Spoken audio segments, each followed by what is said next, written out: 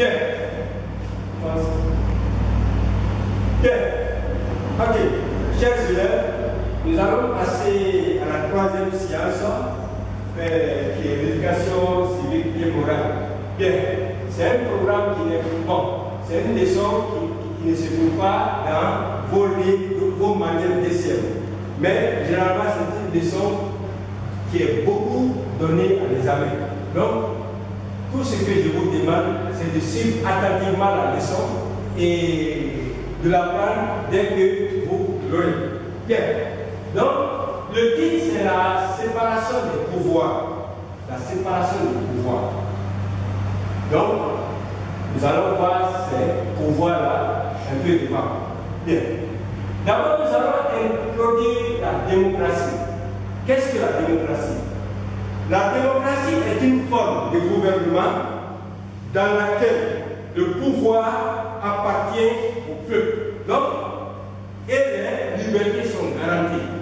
Donc, le pouvoir dans le régime de la démocratie appartient au peuple. Comme quand je parle du peuple, c'est les citoyens.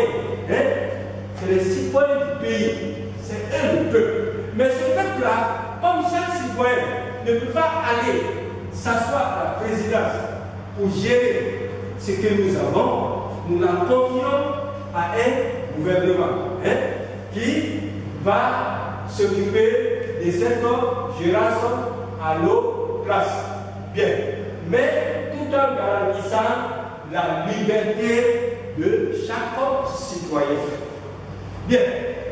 Donc, la démocratie est une forme de gouvernement dans laquelle le pouvoir appartient au peuple et les libertés sont garanties. Donc, quand je parle de liberté, vous savez, il y a la liberté d'expression, la liberté de circulation, la liberté de choisir la religion qu'on veut. Donc, vous savez qu'il y en a assez. Il y a même la liberté de la circulation des personnes et des biens. Donc, quand on parle de liberté, c'est tout ça. Bien.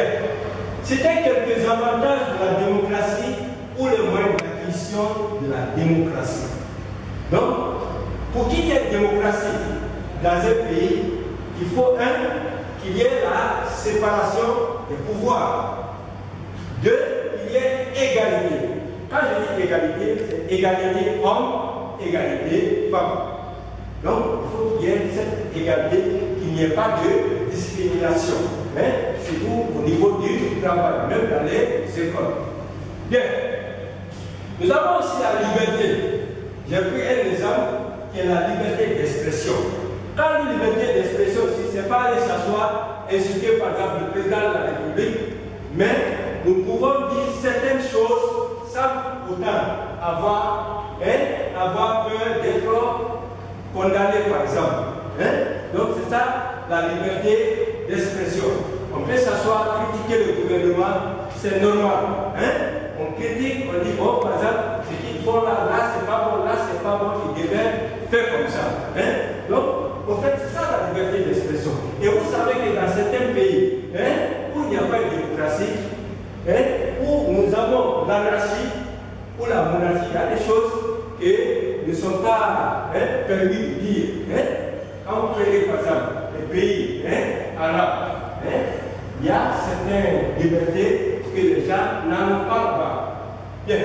Il y a aussi le droit de grève. Le droit de grève, c'est-à-dire que chacun de nous doit manifester sur une cause bien donnée. Quand vous n'êtes pas d'accord sur quelque chose, il faut manifester. Mais cette manifestation se fait par une grève, mais une grève pacifique. Donc, il y a ce droit aussi. Ensuite, nous avons le respect des droits du citoyen. Et vous savez que les droits du citoyen sont chers pour nous.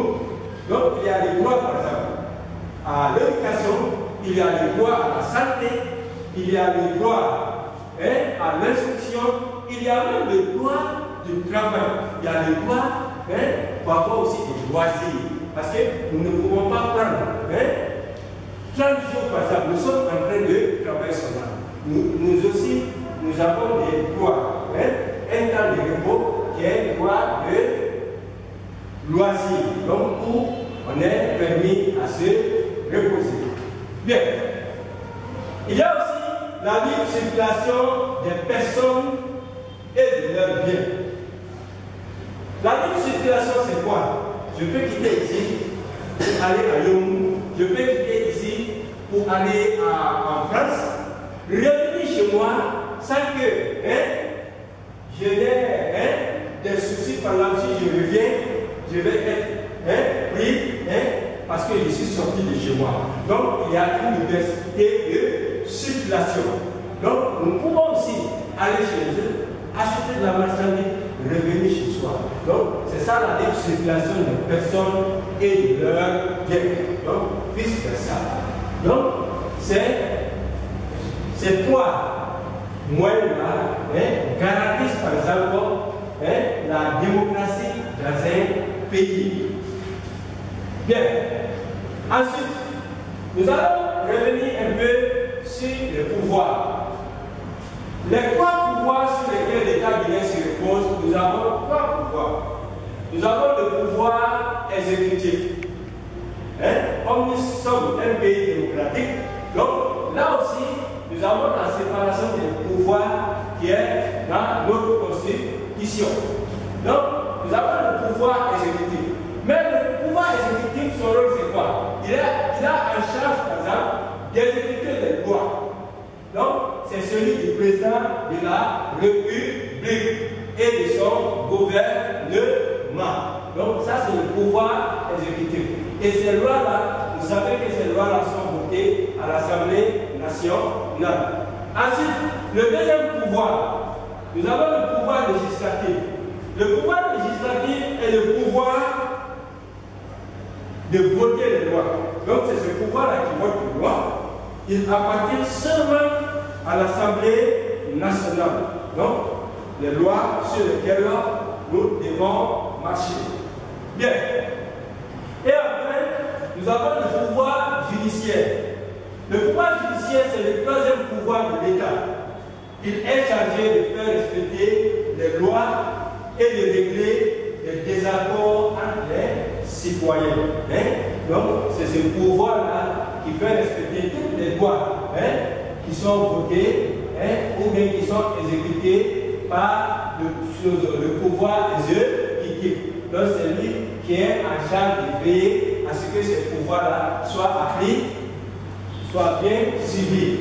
Donc, il règle aussi tous les désaccords entre citoyens sur les délits, par exemple, des accords, par exemple, au niveau de deux familles, s'il y a des problèmes, soit d'héritage. Donc, c'est ce pouvoir-là qui est chargé de faire respecter tout ça. Bien. On dit quel est le premier responsable du pouvoir exécutif, du pouvoir législatif et du pouvoir judiciaire? Bien. Le premier responsable du pouvoir judiciaire, du pouvoir exécutif, est le président de la République. Le premier responsable du pouvoir législatif est le président de l'Assemblée nationale. Et enfin, le premier responsable du pouvoir judiciaire est le président de la Cour constitutionnelle ou de la Cour suprême. Bien. Nous allons enchaîner avec le référendum.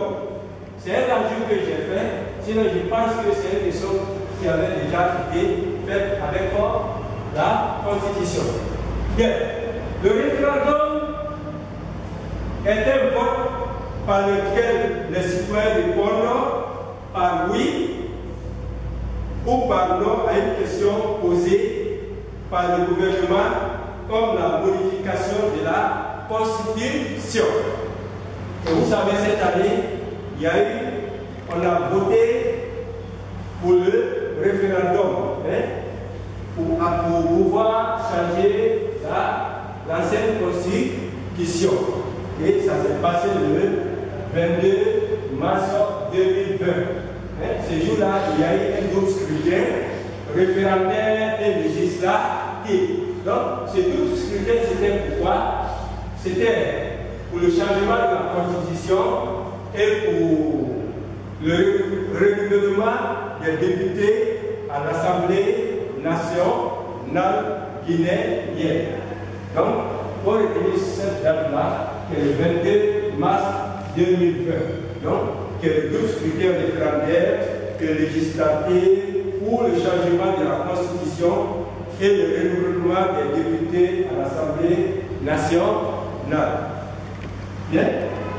Donc, c'est tout ce que j'avais à vous expliquer sur cette leçon. Donc, la démocratie, les avantages de la démocratie, et ensuite les trois pouvoirs sur lesquels l'État guinéen se repose. Et le premier responsable de chaque pouvoir. Bien. Ensuite, sans oublier la date du 22 mars 2020, parce que c'est une date importante, surtout pour cette année. Donc, il faut retenir que le 22 mars 2020 a été le double scrutin référendaire législatif pour le changement de la Constitution et le renouvellement des députés à l'Assemblée nationale. Donc, vous verrez ça dans le résumé que je vais vous apporter. Merci.